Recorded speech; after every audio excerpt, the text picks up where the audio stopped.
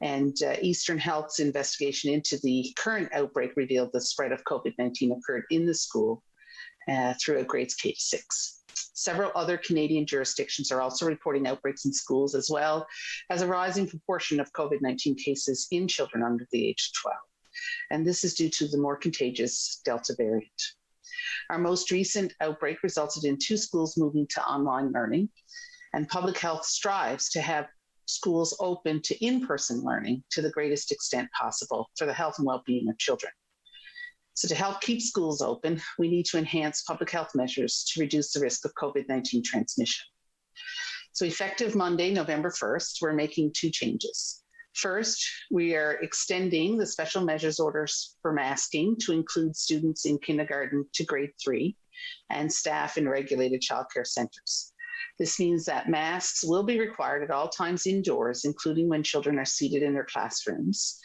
And we do recognize that some younger children may have difficulty wearing a mask appropriately for a longer period of time, but every little bit of extra protection helps.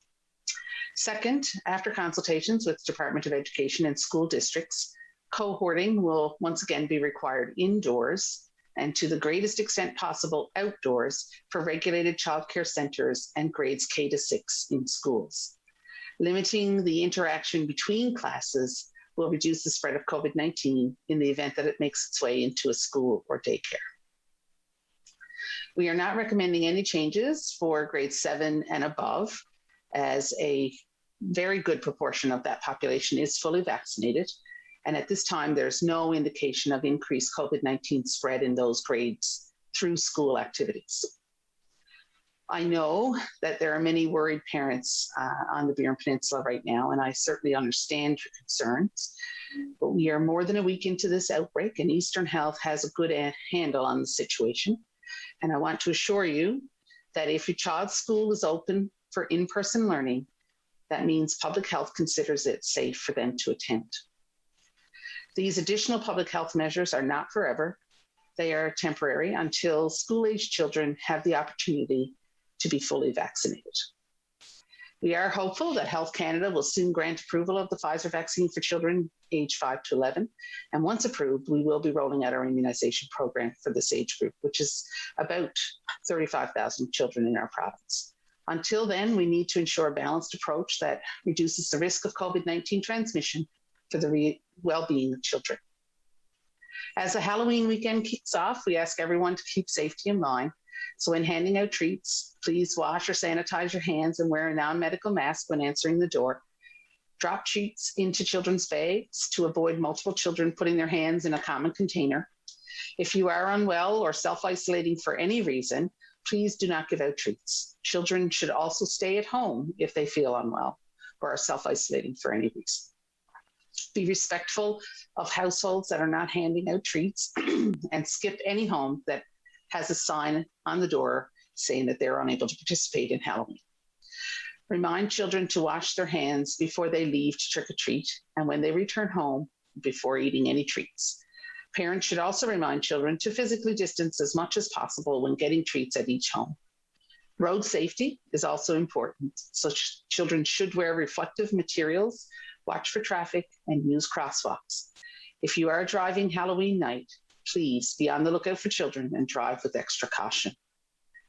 I also want to thank communities on the Burin Peninsula that have postponed Halloween until all children in the area are able to participate. This is a wonderful act of kindness and community spirit and makes me once again proud to say I'm from this spectacular province. So have a safe and fun Halloween weekend and hold fast Newfoundland and Labrador. And I'll turn it back to you, Leslie. Thank you, Dr. Fitzgerald.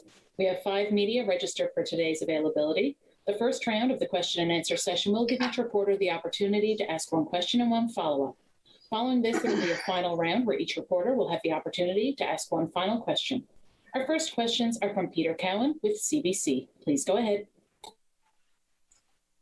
Dr. Fitzgerald, what's your advice for some of the younger children who may struggle with wearing a mask for long periods of time and may struggle to also just, not lose a mask at recess and things like that? That's been one of the main reasons that's held you back from making the mandatory masking order for younger grades. Yeah, and I think, we need to be cognizant of that, and that it may take a little bit of time for all children to get used to wearing a mask for a longer period of time. I think most are comfortable now, and that when they go into a store or anything like that, they will have to wear a mask. And on the buses, of course. So the concept of wearing a mask for a period of time is not unfamiliar to that age group, but it is sometimes a little bit difficult. So I think it's important for parents to encourage children to try to keep it on, perhaps practice at home, just keeping it on for longer periods of time. Certainly it is something that I think as children get more used to the idea, it becomes more second nature to them. So it may take a little bit of an adjustment period, but I think we have to be cognizant of that and appreciate that period of adjustment.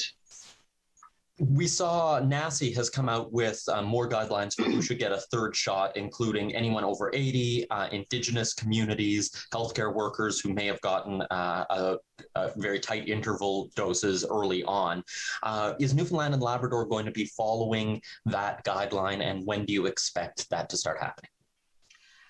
So we certainly are, we want to be in keeping with what NACI has recommended. What we have to remember is that some of these recommendations are strong recommendations, some are discretionary. And so, it will require a little bit of, strategizing to make sure we do this as efficiently as possible. Some of it is already happening. We have started giving booster doses to people who are in long-term care. And so that's happening already. But over the coming weeks, certainly we will have more information on that and how we will be rolling that out. Our next questions are from Noah Shepherd with VOCM. Please go ahead. Hi, I was wondering with these new regulations, what are going to be the guidelines for school sports? In the sense of wearing masks, or are there any additional restrictions, or how's that going to work? Okay, so those questions are being discussed at the moment, and certainly once we've come down on a decision about that, we'll be letting people know. And I know you've briefly addressed this before, but is there any update on the use of rapid testing for schools in light of this these recent findings? So certainly is something we are looking into, I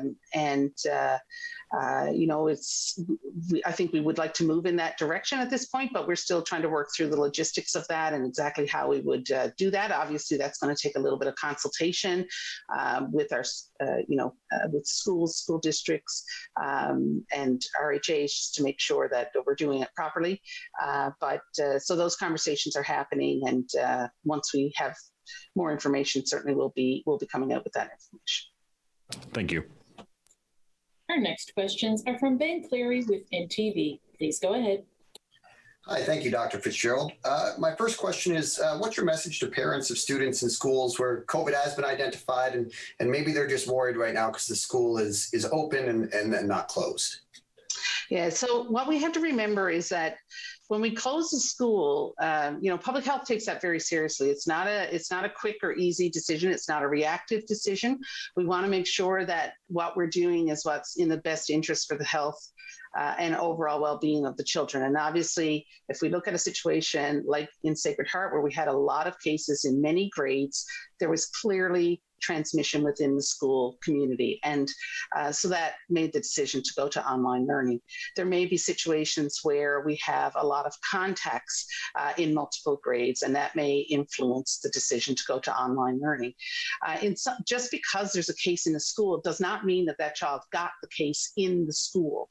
And it does not mean that that child spread the case in the school, because the child has to be in school during the infectious period as well. So we have to remember those things. So public health takes all of that into consideration when making a recommendation about whether a cohort should be kept out of school or whether a school should move to online learning. So if public health looks at all of that information and deems that the risk of spread is low within a school community, then they won't recommend to go to online. And we take that very seriously. And if public health is making the recommendation that in-person learning can happen, then it's safe to do so. Thank you. And I know you mentioned this earlier, but is there any recommendations on trick-or-treating throughout the entirety of the Burin Peninsula? Should it happen at all in that area? So I think it certainly can happen safely. And we've had, there's the cases right now appear to be fairly concentrated in that area, the greater Mayorstown Burin area. I think things can happen safely. So we're not making that, any recommendations with regard to not trick-or-treating in the areas. I think, given that so many children weren't able to trick-or-treat because you had so many in quarantine, I think communities themselves made that very kind choice to delay it. And I think that's wonderful. But with regard to those communities that are outside of the level 3 alert, I think it's, as long as the rules are followed, the general rules for COVID safety are followed, it can be done safely. Thank you. Our next questions are from Glenn Whiffen with the Telegram. Please go ahead. Hello, Dr. Fitzgerald. Forgive me if I missed it, but this mask order being extended, is that just a Burin Peninsula or is that for the entire province? No, it will be for the whole province. We're trying to reduce the risk in this age group across the board. And, just based on what we're seeing elsewhere, the amount of transmission that we're seeing in schools, we feel this is, just another extra layer of protection that we can add to reduce that risk. Thank you. If Health Canada, or when they approves, or if they soon approve the vaccination for 11-year-old kids and under, how soon will those vaccines be able to be rolled out? So we've been advised that we will likely have those very quickly after the approval comes through. Can't give you a definite date on that, of course, but we don't anticipate there will be a long wait to get the vaccine. Thank you. Our next questions are from Patrick Butler with Radio Canada. Please go ahead. Hi, my first question is bringing these rules today. Do you think that the outbreak on the Burin Peninsula wouldn't have been so severe if these measures had been in place? So it's certainly, we know that masking can reduce the risk of spread, and cohorting can reduce the risk. And I think we may not have seen quite as many cases. It's difficult to say with hindsight, of course, but I think going forward we have to do what we can. We take the lessons we learn, and we make the best decisions that we can with the evidence we have. Thank you. And my second question, just related to gym class, music class, how will this apply? I want to make sure I understand what this means for those parts of school. So masks will be required to be worn as per the masking SMO. So when people are involved in moderate activity, that requirement is not there any longer. So that would apply to gym class as well. But we would expect in music classes that the masks would stay on. And then if you're thinking band as opposed to choir or something like that, then, we would, with appropriate spacing, you can still play the instruments without the mask on. I'll now go back through each reporter to see if you have one final question. Peter Cowan with CBC, do you have a final question? Dr. Fitzgerald, what's your takeaway from the fact that we have seen a large number of cases in these young unvaccinated children, but we haven't seen a lot of spread to households and to the broader community on the Burin Peninsula? So I think it speaks to the importance of vaccination, really, doesn't it? I think, given the contagiousness of the Delta variant, if we had seen this, if we were where we were in February, for example, with vaccination rates, I think we would have seen much more spread in that area. The fact that we're not seeing that kind of spread in the community is wonderful, and I think vaccinations are playing a huge role in that. I also think that, public health was able to act on this very quickly, and we were able to put those extra measures in place to reduce people's contacts, and that certainly has helped subsequently, but certainly the vaccination has helped immensely. Noah Shepherd with VOCM, do you have a final question? I do. Residents in the Marystown area have been expressing a bit of concern with the frequency of public updates. I know the MHA brought it to the House yesterday. Is public health considering any form of daily updates, whether it be for the greater public or just for the Marystown area? So at the moment, we're giving updates, Monday, Wednesday, Friday with our releases, with regard to case numbers and things like that. I think the people in the area, the leaders of the communities in the area, are being updated quite well by Eastern Health as to the status of the investigation and what's happening in the community. So I do feel like there's a lot of engagement there. So right now things will remain as they are. Thank you. Ben Cleary with NTV. Do you have a final question? Yes, I do. Thank you.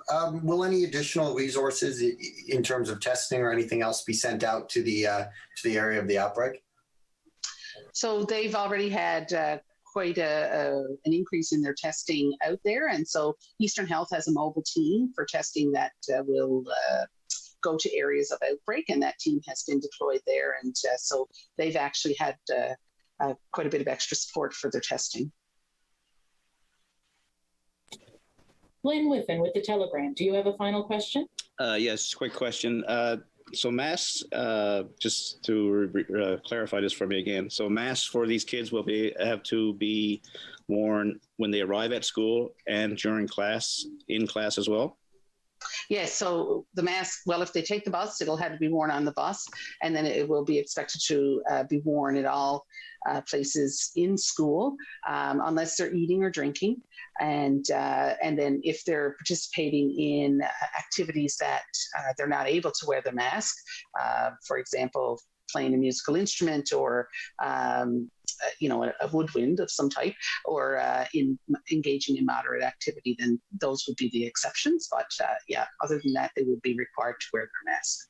Thank you. Patrick Butler with Radio Canada. Do you have a final question? One more. Just about the outbreak on the Burin Peninsula. Can you give an update of how many cases are actually related to that outbreak? And if you're able, how many of those are people under 20 years old? So I actually don't have that information in front of me right now, Patrick, and I don't want to give you the wrong information. It's kind of changing by the day, of course. But we can get that information for you. Thank you. Thank you, everyone. Dr. Fitzgerald, do you have any final comments for today? Thanks, everybody, for joining us. And, we've seen down on the Burin Peninsula the importance of vaccination and what it can do to help reduce the spread of an outbreak. So please get your vaccine. If you haven't gotten your first shot, book an appointment to do so. And if you haven't gotten your second, if it's been more than 4 weeks since your first, you can certainly book to get that as well. Really important. I hope everybody has a safe and happy Halloween. Take care. Thank you, Dr. Fitzgerald. Stay safe, everyone. Take care of yourselves and each other, and enjoy the rest of your day.